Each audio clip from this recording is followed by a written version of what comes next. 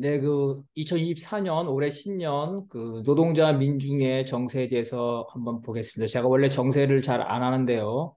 요즘에 시기가 좀 심각한 만큼 정세를 한번 해보겠습니다. 첫 번째는 이제 세계 정세인데요. 제국주의와 이 패권 경쟁 정세를 보겠습니다.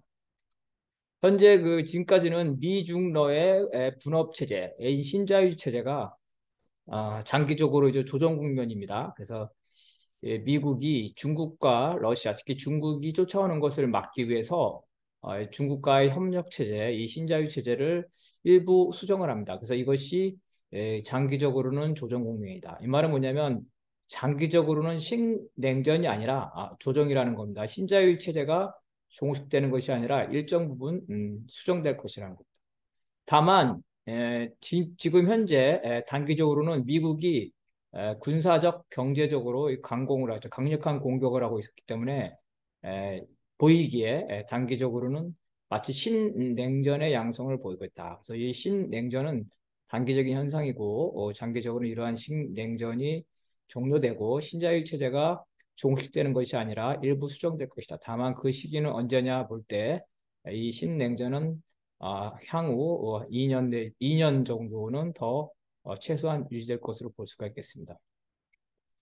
미국이 이제 우크라이나 전쟁과 중로에 대한 적대적인 경제 블록 정책을 하고 있죠. 근데 그 결과 그 에너지를 러시아에 의존하고 있는 유럽이 엄청난 타격을 입었습니다.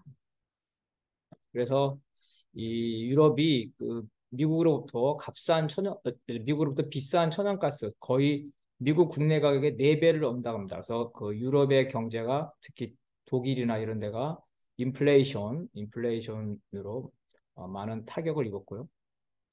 또 그 미국의 동맹이었던 중동과 인도가 이 러우 전쟁에서 독자 노선을 합니다. 그래서 이 중동은 중국과 러시아에 가까워지고 인도도 마찬가지입니다. 인도는 이제 러시아와 가까워지죠. 중국과는 아직까지는 적대 관계고.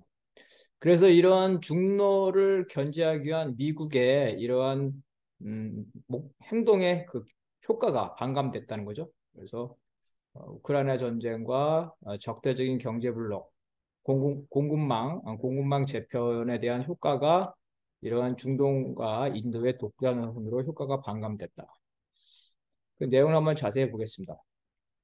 에너지는 보세요. 미국이 과거에 중동에서 원유의 수입국에서 이제는 세일로 인해서 미국이 오히려 에너지 수출국으로 전환하면서 이 중동과 경제적 경쟁 관계로 전환이 됩니다. 또한 중국이 이제 미국 대신에 중동 원유의 최대 수입국이 되면서 중국과 중동, 사우디와의 관계가 가까워집니다. 러시아는 이제 에너지 수출국으로서 역시 에너지 수출국인 미국에 대응해서 공동 대응하기 위해서 오페크와 공동 보조를 하고 있습니다. 그래서 이 미국의 동맹인 이 중동이 중국과 러시아와 가까워지고 있다는 겁니다. 시진핑 주석이 12월 사우디에서 3박 4일 동안 방문하면서 중국 걸프 아랍 국가협력위원회 정상회의를 했습니다. 무려 17개 국가와 정상회담을 했고요. 여기서 리야드 선언을 했습니다. 사우디는 바이든보다 더 많이 애우를 했답니다. 전투기까지 보내서 이 시진핑을 호위를 했다고 합니다. 약 38조 규모의 경제 협력 협정을 사우디와 중국이 체결했고 더군다나 이제 중국이 이 사우디의 원유를 수입하면서 결제를 그동안에는 이제 달러로 했는데 위안화로 결제하는 걸 추진한답니다. 이것은 바로 중동 원유 결제 시스템인 이 오일 달러의 위상이 축소된다는 겁니다. 이러한 경제적인 것뿐 아니라 정치적으로도 중동과 중국이 가까워지는데요. 먼저 중국은 중동의 입장을 고려해서 팔레스타인 독립국가 건설이라든지 유엔 가입 이러한 것들을 지지했고요. 대가로 중동은 하나의 중국 원칙하에서 대만 독립에 반대한다. 그래서 이 정치적인 면에서도 중동과 중국이 가까워지고 있다는 겁니다. 다만 중동 특히 이 사우디와 미국의 동맹 관계가 약간 결속력이 완화될 뿐이지 이러한 중국의 개입으로 이 동맹이 뭐 근본적으로 약화되지는 않겠다. 다만 그 수준이 어쨌든 결속력이 약화되면서 중국이 중동에 대한 발언력이 세지면서 미국은 중동 정책에 있어서 중국을 고려해야 되기 때문에 정책 선택의 제한성이 더 높아지게 됩니다. 인도를 보게 되면요. 인도는 올해 최초로 중국의 인구를 추월하게 됩니다. 그리고 이제 인도는 그 우크라이나 전쟁에서 러시아에 대한 제재에 동참하지 않았습니다. 오히려 러시아의 이 값싼 러시아가 이제 국제 제재 때문에 원유를 수출할 곳을 잃어버리자 원유 가격을 덤핑으로 팔았는데 그 값싼 원유를 사서 자기들이 소비하고 일부는 또 오히려 수출을 해서 이익을 얻답니다. 또한 이 원유의 이 결제를 이 루피 인도죠. 인도의 통화 그리고 이 루블에서 양국의 경제 교류에서 달러 결제가 아니라 루블과 루피로 결제하는 것 이러한 것들을 하고 있습니다. 그래서 미국의 달러 체제는 그 이 러시아의 에너지 그다음에 중국의 원유 수입 이런 걸 통해서 균열되고 있다. 인도는 이제 중국보다 더 높은 그 경제 성장력 5.6%를 예상하고 있습니다. 인도의 가장 중요한 거는 미국이 이 중국을 견제하기 위해서 중국과 적대 관계인 인도를 의식적으로 육성을 하게 되는데 과연 중국을 견제할 만큼 실제로 견제할 만큼 인도가 정치, 경제적으로, 군사적으로 성장할 수 있냐가 핵심이 됩니다. 또한 인도가 미국의 의대도로 움직일 것이냐인데요. 그래서 이제 인도가 과거에 7, 80년대 일본과 독일, 그리고 이제 최근에 중국에 이어서 세계 공장으로 등장할 수 있냐입니다.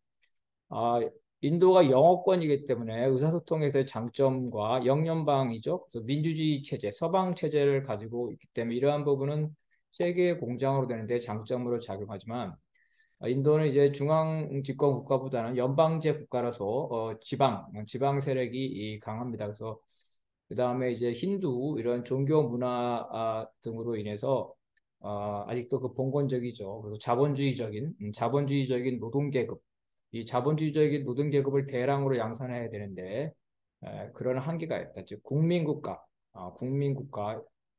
또 영토는 이제 인도가 이제 파키스탄이라든가 이러한 그 분쟁이 있죠. 그래서 영토가 불안정하고 국민의 단일성, 인도는 하나의 민족이라고 볼 수 없죠. 그래서 이런 국민의 단일성 문제, 그다음에 여성 차별의 문제 이런 문제로 인해서 근대적 국민 국가로 전환돼서 그 소위 말하면 이제 그 국민 교육, 보통 교육을 통한 그 이 반숙련 노동자를 대량으로 양산해야 되는데 그러기에는 한계를 가지고 있다. 어쨌든 인도가 과연 중국과 견제할 수 있을 만큼 성장하냐 그리고 친미 노선을 보이냐는 바로 이제 이 세계의 제국주의 패권 경쟁에 있어서 인도가 일종의 그 캐스팅 보트를 주고 있다 이렇게 볼 수가 있겠습니다. 그래서 인도 정부는 이 공장 유치를 노력하고 있습니다. 그런데 아까 말한 이러한 인도의 한계로 인해서 이러한 공장 유치가 그 목표만큼 그렇게 원활히 되고 있지는 않다는 겁니다. 인도는 미국이 자기를 그 친미 동맹 안으로 끌어들이려는 걸 잘 알고 있습니다. 그렇지만 인도는 그런 친미 동맹의 종속적인 관계로 가는 게 아니라 인도가 원하는 것은 그 미국, 중국, 러시아와 동등한 그러한 수준의 어떤 그 강대국, 이를 독자적인 아시아의 패권 국가를 지향하는 것. 그래서 미국의 그 일방적으로 미국을 따르지 않는다. 오히려 우크라이나 전쟁에서도 그런 것을 보여주고 있습니다. 자, 미국은 이제 러우 전쟁을 통해서 이 중로를 견제했을 뿐만 아니라 그 러우 전쟁 이후에 이제 인플레이션이나 이런 문제에 대응하면서 고금리 정책으로 세계를 줄 세우고 있습니다. 단순히 그 러우 전쟁뿐만 아니라 이 고금리 정책, 강달러 정책으로 미국의 군사적으로는 물론 경제적으로서 맞설 수 없다는 것을 보여주기 위해서 이제 유럽이라든가 아시아, 일본, 한국 이런 데에서 이제 그 미국의 경제 패권을 다시 확인하면서 미국 편에 확실히 쓸 것, 즉 미국의 힘을 다시 한번 확인해주고 있습니다. 그렇지만 이제 중로에 대한 타격 효과가 예상보다 낮다. 아까 말했죠. 그 중로에 대한 제재, 특히 우크라이나 전쟁을 통한 러시아에 대한 제재에서 중동이라든가 그다음에 인도가 이탈하고 있다는 것. 그리고 이제 그 인플레, 우크라이나 전쟁으로 인해서 에너지와 식량에 의한 폭동에 의한 인플레가 있고, 그다음에 이러한 인플레에 대해서 특히 이제 그 나토, 유럽이 치명타를 받으면서 우크라이나 전쟁에 대한 피로도가 갈수록 높아지고 있다. 그래서 이런 형식의 아주 강도 높은 우크라이나에 대한 지원이 앞으로 계속되기는 쉽지 않을 겁니다. 다만 최소한 이제 블록 전쟁, 그러니까 중국과 러시아를 견제하기 위한 새로운 공급망을 형성할 때까지는 이 러우 전쟁을 제한적으로 지속할 가능성이 높겠습니다. 현재 우크라이나 전쟁은 미국이 지원을 중단하면 바로 이제 종료될 수 있습니다. 그래서 미국은 어느 시점에서 자신이 원하는 제한적인 목표, 즉 중로에 대한 그 견제, 새로운 이 공급망 조정이죠. 신자유주의 조정이 끝나면 결국은 전쟁을 종료해야 되는데 이럴 경우에 미국은 지원 중단을 협박 수단으로 삼으면서 젤렌스키에게 그 협상을 강요할 것으로 예상됩니다. 또 한편으로는 이제 2024년 11월에 대선이 있는데 이미 미국 대선 일정은 올해 가을부터 이제 대선 일정이 시작되면서 트럼프가 바이든에 도전할 텐데 트럼프는 우크라이나 전쟁에 반대를 하고 있기 때문에 이 트럼프의 반전 공세가 지속될 것이고 이러한 대선 전략에 따라서 공화당이 미국의 우크라이나에 대한 지원에 대해서 비협조적으로 나올 가능성이 많겠습니다. 그래서 만약에 이제 그 트럼프가 대선에서 승리한다면 우크라이나 전쟁은 미국이 우크라이나를 지원하지 않음으로써 사실상 종료될 가능성이 높겠습니다. 러시아의 경우는 이제 초기에 키우죠. 우크라이나 수도를 공격하는 등 이 전면전으로 확대한 게 러시아는 실수입니다. 동부 해방 전쟁으로 동부 문제를 시작할 때 동부 해방 전쟁으로 제한해서 전쟁을 해야 되는데 전면전을 한 실수죠. 그래서 최근에는 이제 동부 해방 전쟁으로 다시 이제 전환을 했습니다. 그래서 기본적으로 러시아는 이제 전선을 동부로 국한하고 우크라이나 수도와 같은 데는 이제 보복, 그렇죠? 대외적인 미사일 공격, 이런 보복 이외에는 전면전을 자제한다. 다시 말해서 탱크나 이 보병을 보내는 거는 이제 이 동부로 한정돼서 전쟁을 전면전이 아니한 제한 전쟁으로 할 것 같습니다. 그래서 우크라이나 전쟁의 그 발전 과정을 보면 처음에는 이 러시아인이 많은 동부에서 우크라이나인들이 학살을 통해서 동부의 내전 형태로 됐습니다. 그런데 러시아가 개입하면서 이 동부를 점령하고 이 동부를 러시아의 영토로 만들게 되죠. 그러면서 이제 그 미국이 지원하면서 이 우크라이나 내전이 미국의 지원으로 국제전으로 됐다가 최근에 이 동부를 러시아의 영토로 편입하게 되면서 동부는 이제 러시아 영토가 되죠. 결국은 이거는 국경 분쟁으로 됐죠. 러시아가 자기 영토를 방어하겠다. 그래서 과거에는 이제 작전에서 이게 전쟁으로 전환되면서 이제 국경 분쟁 문제로 됩니다. 그래서 국경 분쟁으로 이 전쟁을 제한적으로 유지하려는 게 이제 어떤 음, 그 러시아의 생각이고 여기에 또 역시 마찬가지로 전면전을 원하지 않는 미국의 생각이 일치되기 때문에 지루한 이 국경 분쟁으로 유지될 가능성이 높습니다. 러시아의 경우는 이제 미국의 견제로 인해서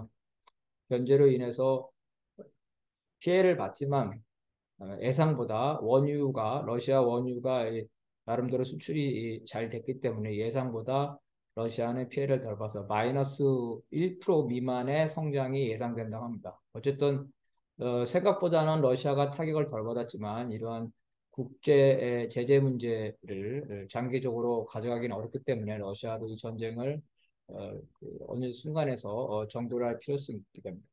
그래서 국경 문제로 전환이 되면 즉 동부에서 러시아와 이제 우크라이나의 그 전선 중심으로 지루한 공방정이 되죠. 공방정이 되면은 이게 이제 저강도 전쟁이 되면서 점차 국제 제재를 완화하려는 그러한 방향으로 가게 될 것 같습니다. 그렇다면 이제 미국의 이해관계로 인해서 우크라이나에게 협상을 하게 되면 이제 그 협상을 하면서도 계속 전쟁이 지속되는 마치 이제 그 한국 전쟁처럼 전쟁도 1년이 안 돼서 협상이 시작되면서 2년 동안 전쟁이 지속돼서처럼 그런 행태로 가게 될 것이고 또한 내년에 이제 러시아와 우크라이나의 대선이 있기 때문에 러시아든 우크라이나든 이 전쟁을 양보를 하면서 바로 끝내기는 어렵기 때문에 이 대선 이후에 전쟁이 실질적으로 수그러들지 않을까 이렇게 볼 수가 있겠습니다.